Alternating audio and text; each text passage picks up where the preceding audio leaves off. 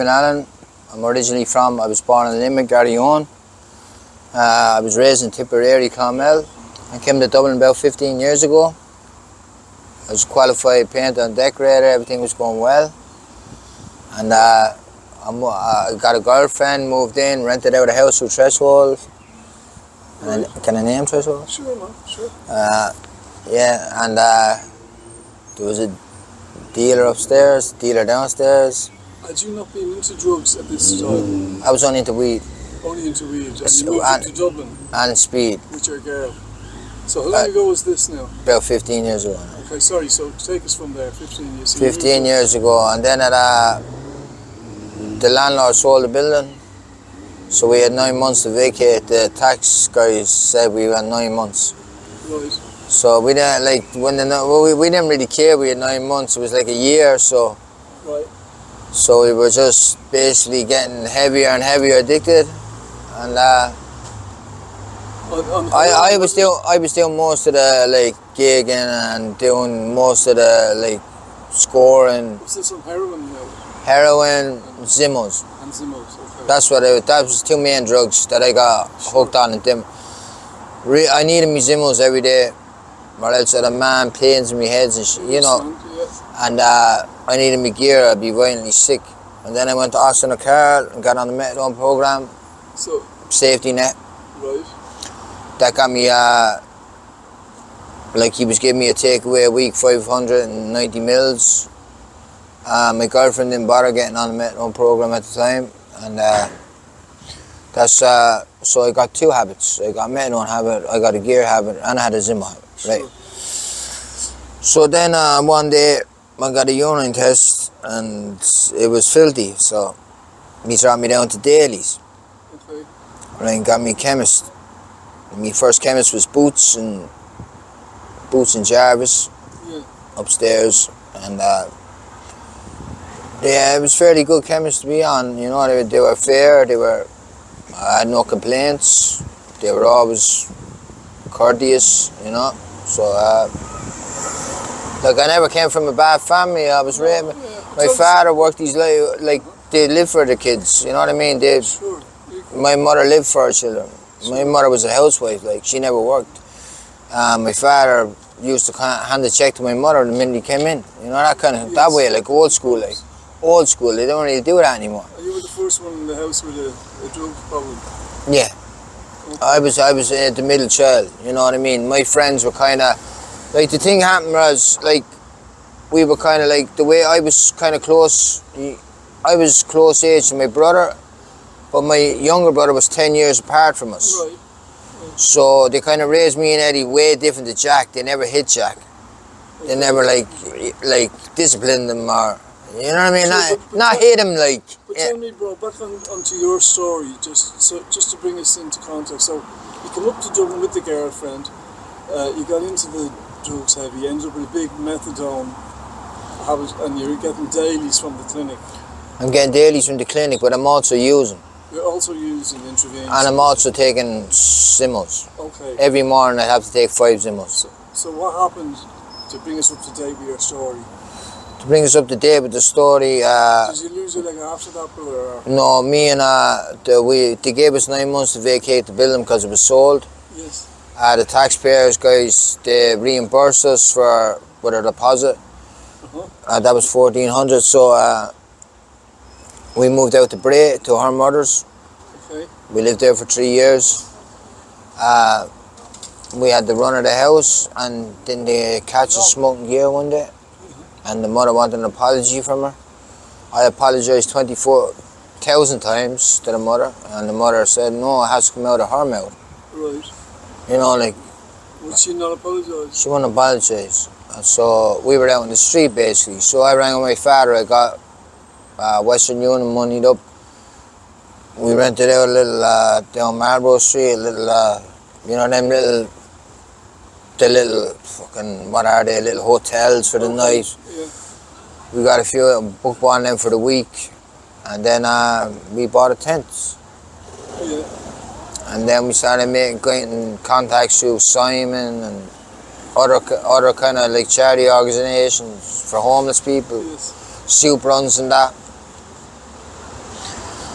And then I was basically in every merchant's key. Yeah, I had a key worker at Where's merchants. your girl now, bro? She's on the street now. Are She's you just still after together? getting. No, we've got 2 kids, Oh, yeah. but we're not together. Those 2 kids, you had them in Dublin, like, in that time? Yeah, they got taken off us.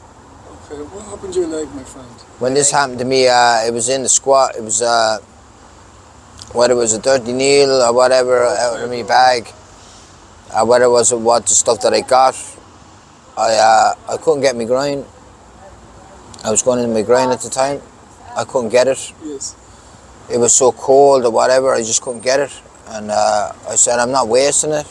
So I stuck it into me muscle on the side, and it just bumped with a 2 mil bar and a blue spike. And that night, about 3 in the morning, I was out tapping till about 3 down O'Connell Street. Yeah. And I crept down the stairs, past all the people in the sleeping bags, and I fell. And then I fall on the abscess, and I knew straight away something was wrong. Yeah.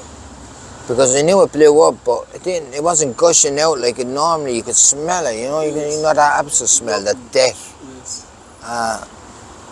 But what happened was the abscess busted into my bloodstream. Yes. It's septicemia, is it? It was septicemia, blood poison. Yes. So it started spreading around my body real fast. Yeah. After 3 days, You know you could have died so easily. they gave me 4 hours to live before I made it to Oh hospital. my God. It was going to go to my brain and make me a vegetable. And bro, did they have to amputate your leg? They rang my father and they said, look, it's too late for antibiotics. We can't do nothing. The only thing we can save his life is cut it off. Yes. Father's. How long ago was this now? No, this was like nearly 2.5 years ago. Only 2.5 years ago. Yeah. So is it fair to say you'd still be coming to terms with it? Or I'm coming to terms with it every day, bro. Sure, man. I never sure. thought of being a wheelchair. No, I understand. I was living on the streets since I was 16, basically. You're a So hardy sort of fella, and you probably... I was small. I was always small, but I was always able to take care of myself. You know what I mean? Sure, Like I was like, yeah, I was on the streets when I was 16. Like streets are streets everywhere, every city you go. Like I was born in Limerick, How so. are you doing with the addiction at the moment, my friend? How am I dealing with my addiction at the moment? I haven't used in 5 days. How in 5 days? I've used Other terms. crack today, yeah. I've used Sonics today. And Have you any support, bro? Any support from this no sport, services? Any kind of any nothing at all. social key worker taking an interest in your case? Or There's a key worker now that I have in here that is good, Mark. Yeah. He's bringing me to an appointment tomorrow. And I got a colostomy bag. see, bro. Was that from? That was from when I lost the leg. I couldn't get out of the bed. Of course. So they said the best thing for you is reversible. So that's what we're going up tomorrow now to get like So, see. They want to do a just to see how things are going, and then they book me in for the operation. sure, bro. Sure. I mean, it's I really appreciate you talking to me. I really do, and you've been so honest and open about your addiction and that. Yeah, it's like addiction, and like it's not kind of like a city thing anymore. Like I was talking to people down where I'm from, even where my father lives, and it's around the corner now. I know, bro. I know. It's around the corner. Like when I was living with my father in Clonmel, Tipperary, like I'd make one call, like go around the corner and score a bag of gear. Yeah. That's how easy it was. It wasn't in Limerick. It wasn't in Dublin. It wasn't. Sure. It wasn't. It's It was everywhere. now, yeah. It was everywhere. It's a recreational thing.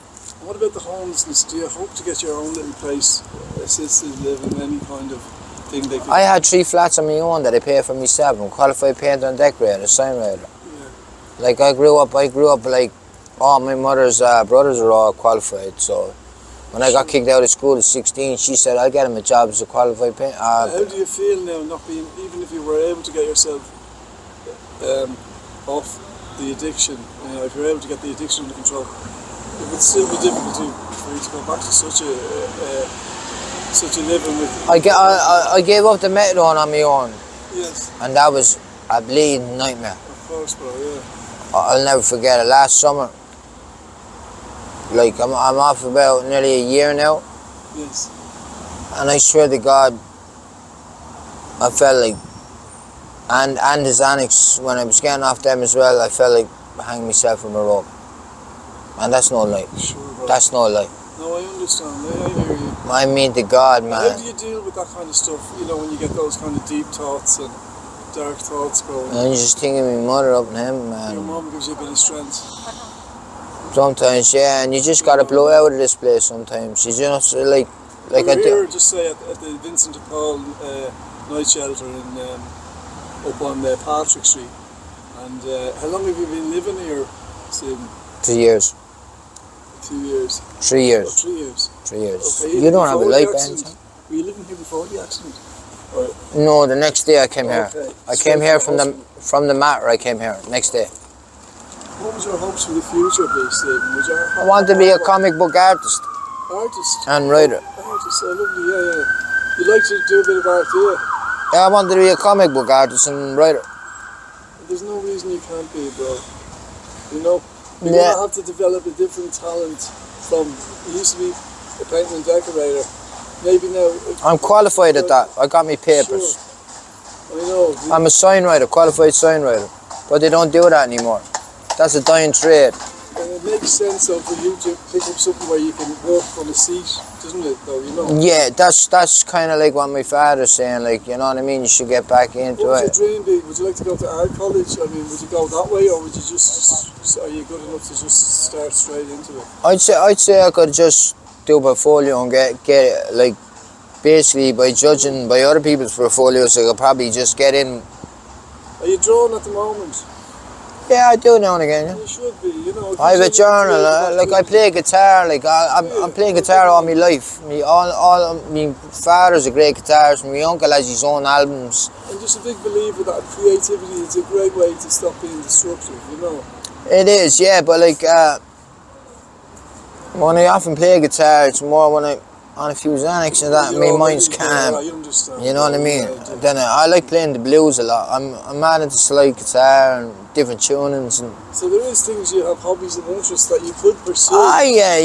Anyone in here will tell you. Anyone here will tell you. You know what I mean? Like they've all Where heard. do you see yourself in a few years if things go well for you? What sort of do you envisage? I don't know. It's a I pretty can't heavy predict that. I question. can't predict that, bro. I understand, bro. I understand. But Whatever good hopes I have for the future, I just wish them on my kids. You know what I mean? But of course. How many children do you have, bro? 2. 2. And how old are they? One of them's 4, one of them's 7. Will you get to see them? I get to see him with the supervised visits. Sure. But the mother now was on the street and You know, are not talking, or there's no communication. she calls up every Thursday when I get paid all it.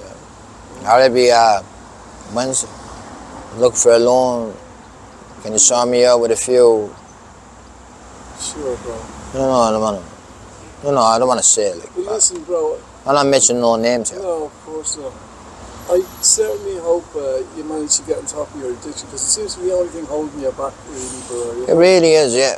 It is, and like you get looked down on in the wheelchair as well. I understand, man. A lot of people like It's terrible to think so, but they just laugh at. Some people laugh at you when you pass. You know what I mean? Like, it's just,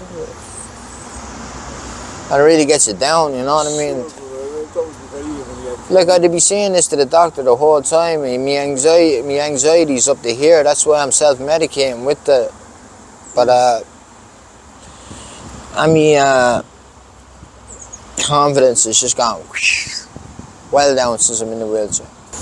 And I'm not justifying anything. I did some horrible things in the past. I was locked up a lot of times, you know. So, Yeah. but You should take responsibility for your own. yeah, I always did. I always admit it was my fault. You know what I mean? I never asked my father for a thing when he was in jail. He never visited me. He never did nothing. But when I lost my leg, he was the first person I saw when I opened my eyes. You know, Of course, man, you know. when I lost my leg. So that was a big thing for him to come up to Dublin. You know what I mean? Sure And thing. come up from Tipperary and. It must have been heartbreaking for him as well. Like. Jesus Christ, yeah, you could believe it. Hey, your own son, like, you know what I mean? Here, listen. You've been really honest, and I really appreciate it. Yeah, no worries, I really wish you the best. I do see you around, and Yeah. All I wanted to stop and have a rap here before, as you know. But obviously, this is more organic. This is when it happens. So. Yeah.